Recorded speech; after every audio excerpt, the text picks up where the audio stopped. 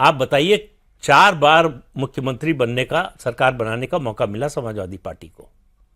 मुख्यमंत्री छोड़ दीजिए, हम कहते हैं आपने अपने परिवार की पार्टी बनाई है, परिवार से ही बना, उस पद को छोड़ देते हैं।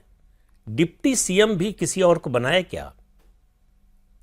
किसी अति पिछड़ा वर्ग के मुसलमान को, जो आपका कोर वोटर है, आपके लिए हर समय वोट देता है जी, उसमें से किसी को बनाए क्या? तो ये सवाल तो एक दिन उठना ही था। आप कह रहे हैं यादव समाज में भी अब ये बेचैनी आ गई है। और दूसरा, इस बात को याद रखिए कि हिंदू समाज में जितने सामाजिक समूह हैं, जी, यादव सबसे ज्यादा जो है वो सात्विक समाज है। गोसेवक है, गोपालक है, वेजिटेरियन है, धर्मनिष्ठ है। आप भागलपुर का दंगा, उसकी एफआईआर उठाकर देख लीजिए। मुसलमानों से लोहा सबसे ज्यादा यादवों ने लिया, सबसे ज्यादा उनके खिलाफ है एफआईआर। एफआईआर में नाम सबसे ज्यादा यादवों के हैं।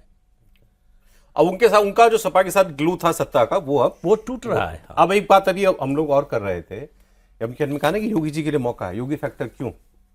खबर नेगेटिव है, बीजेपी के लिए नेगेटिव खबर है, तो योगी जी के लिए पॉजिटिव कैसे हो सकती है? पिच तो योगी जी की है।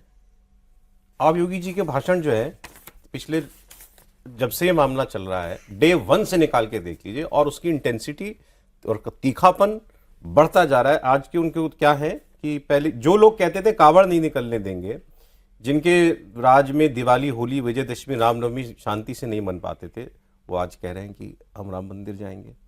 जो कहते थे कि जो गोलियां चलाते थे और जो राम के अस्तित्व को निकालते थे, वो आज सब मचल रहे हैं कि हम राम मंदिर जाएंगे। आज उनको ये इस बात से चिड़ मच रही है कि अयोध्या चमक गई, काशी चमक गया, विंध्यवासिनी धाम चमक गया। तो ये सब कहने का मौका मिल गया ना, एक कॉन्टेक्स्ट मिल गया। बीजेपी, आप लोग ही बताते हैं कि बीजेपी को नुकसान तब होता है जब इलेक्शन जाति पे जाता है, तो जाति तो हवा हो गई। सबसे आश्चर्य की बात है कि पिच तैयार किया बीजेपी ने, और इसी पिच पे वो हार चुके हैं, अपना चुनाव हार चुके थे। जिस हारे हुए पिच पे वो फिर खेलने के लिए आ रहे हैं कि इसी पिच पे मैं चुनाव हार चुका हूं, और उस हिंदुत्व के मुद्दे पर आप अपोजिशन, हाँ, अपोजिशन हमेशा जीत गया। तो आप कहां गए? आप न उस पिच पे स्पिन में खेल पाएंगे, न बाउंसर खेल पाएंगे, न फास्ट बॉल खेल पाएंगे, और आप उसमें फंस गए। आप जैसे अभी प्रदीप जी ने बता रहे थे कि भाई पीडीए का जो था, जिसमें जातीय समीकरण आप समझा रहे थे, यहां तो बिखरते हुए दिखेगा। जहां हिंदुत्व की बात करेंगे, यहां जातियां बिखरेंगी। वो काफी नाराजगी हो गया, और वो लोग तो पूछेंगे ही पूछेंगे जो उस समय आपके दिए हुए बयानों को सुना था और आपके व्यवहार, आपके पिताजी का व्यवहार देखा था कि राम मंदिर के ऊपर में आपने क्या किया था। तो आज तो प्रश्न योगी आदित्यनाथ जी पूछ रहे मंच से, लेकिन प्रश्नकर्ता सबसे बड़ा कौन है? तो वो आम जनता है, वो आम वोटर है, और इस राज्य की जनता है। कोई आपकी डेटा में कहीं मैं आगे आता हूं। अब क्या हुआ कि एक एसआईटी बना दिया उन्होंने, योगी आदित्यनाथ जी ने। उस पर एक प्रश्न इन्होंने उठाया, अखिलेश यादव ने, कि भाई एसआईटी ने बना लिया। तो हम लोगों ने जानना चाहा कि पब्लिक भी क्या सोचती है उस एसआईटी को लेकर। तो उसमें क्वेश्चन ही था कि भाई जो मुख्यमंत्री ने एसआईटी बनाया है, उस पर आपको कितना भरोसा है, और आपको क्या लगता है कि योगी आदित्यनाथ इस चोरी के अगेंस्ट में जो कदम उठाया है उस पर आपको कितना भरोसा है? 70% लोगों का मानना है कि नहीं, हमको योगी आदित्यनाथ के ऊपर भरोसा है। लोगों से जब यह पूछा जाता है कि आप मुख्यमंत्री के तौर पे किससे सबसे ज्यादा पसंद करते हैं, तो आज लोग बोलते हैं 60% लोग योगी आदित्यनाथ को पसंद करते हैं। आखिर आप विपक्ष में रहते हुए 5 वर्षों तक यदि आपने जनता से संबंधित मुद्दे को उठाया होता, तो मेरा मानना था कि यह 60% नहीं आता मुख्यमंत्री की पॉपुलैरिटी। आपकी बढ़ती न बढ़ती हुई एक अलग बात है, लेकिन मुख्यमंत्री का क्यों नहीं हुआ? आप राम मंदिर के चोरी के ऊपर उठा रहे थे। 5 साल तक योगी आदित्यनाथ के मंत्रिमंडल पे मुंह से बोलते रहे कि करप्शन है, करप्शन है। आज आपका कहां निकल गया? आप बोलते हैं कि सरकार बेलगाम है, कोई कानून व्यवस्था खराब है, क्या है? अलग चुनाव आते आते क्या होता? आप याद रखिएगा सौरभ जी, मैंने जब बिहार चुनाव था, जिस दिन राहुल गांधी तेजस्वी के साथ मंच पे चढ़े थे, मैंने बोला था कि आज से चुनाव बिखर गया।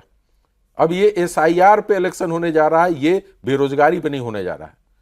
उस बेरोजगारी मुद्दे को तेजस्वी ने पूरे 3 साल मेहनत करके बनाया था। वहां तो चलिए, वहां तो मुद्दा ही डाइवर्ट हो गया असली। तो यहां भी तो वही हो रहा है। लेकिन मुद्दा तो है ना, मुद्दा है, लेकिन आप उस पर जाएंगे तो अपने खतरा। मैंने क्या बताया कि आप उस पिच पे, भारत ऑस्ट्रेलिया में जब फास्ट बॉलर के पिच पे जाती थी खेलने तो मैच हार जाती थी। इसीलिए चोरी की बात सही है, चोरी की गुगली थी, योगी जी अच्छा खेल गए, ऐसा कह लें। हाँ। केवल इतना नहीं, आप विरोध तो करने लायक मुद्दा है, इसमें कोई दो राय नहीं।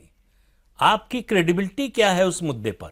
वही तो फिर योगी जी अब उघाड़ के बता रहे हैं ना। अब जैसे आज किसी ने लिखा था, फिर आप गौर कीजिएगा, 2 फोन है रात में, एक में वो मैसेज है और दूसरे में आप कांग्रेस पार्टी के ट्विटर हैंडल पे जाइए सर, एक के बाद एक, पहले से लेकर के अगले 15 तक सारे मैसेज राम मंदिर पर है। राम नाम जपना, चढ़ावे का माल अपना, उसके बाद अजय राय जी को नहीं जाने दिया तो वो, चढ़ावा चोरों से दूरी है जरूरी, मुंह में राम बगल में छुरी, राम मंदिर की फोटो, चंदा है तू मेरा चंपत है तू, सब सारे मीम बना के कांग्रेस पार्टी ने डाले हुए हैं। राहुल गांधी का कब बयान सुना आपने इस पे? राहुल गांधी का बयान वीडियो पे कब सुना आपने? मैंने तो नहीं सुना। तो किसी ने पूछा राहुल गांधी क्यों नहीं बोल रहे हैं? उनका कि राहुल गांधी को कम से कम किसी ने ये सही एडवाइस कर दिया है कि इस आप मत बोलो, ये मुद्दा आपका नहीं है, आपको नहीं जाना, इस गली जाना ही नहीं। इस मुद्दे पे आपके पिताजी मार खा चुके हैं। हाँ, तो वही बात है जो मतलब शायद कांग्रेस समझ रही है, लेकिन बाकी ऑपोजिशन अब वो ना उठाएं तो फंसे और उठाएं तो फंसे। वही वाली बात है कि 3 बातें हैं इसमें। एक तो बात है कि भाई क्योंकि ये बीजेपी का स्ट्रांग पॉइंट है, या योगी जी आज हिंदुत्व के, भाजपा के सबसे बड़े लीडर हैं। मैंने कल भी कहा था, मोदी जी से भी ऊपर है हिंदुत्व की बात अगर सिर्फ करेंगे तो एक तरह से बीजेपी के पिच पे ही खेलने वाली बात है कि जिस पीडीए को आप पिछले 2 या 3 साल से उठा रहे हैं और जो पीडीए आपके लिए सक्सेसफुल रहा मॉडल, अब इस बात को छेड़ने से अब एक जो हिंदू चेतना जो और राज्यों में हमको देखने को मिली है 2024 के लोकसभा चुनाव के बाद, वो और भी कंसोलिडेट होगा। ठीक है, एक हिंदू अवेकनिंग कॉन्शियसनेस एक है जो कि बाकी राज्यों में हमको देखने को मिला है, और यहाँ पर तो राम मंदिर का निवासी है तो यहाँ पर तो वो मुद्दा बहुत बड़ा रहने वाला है।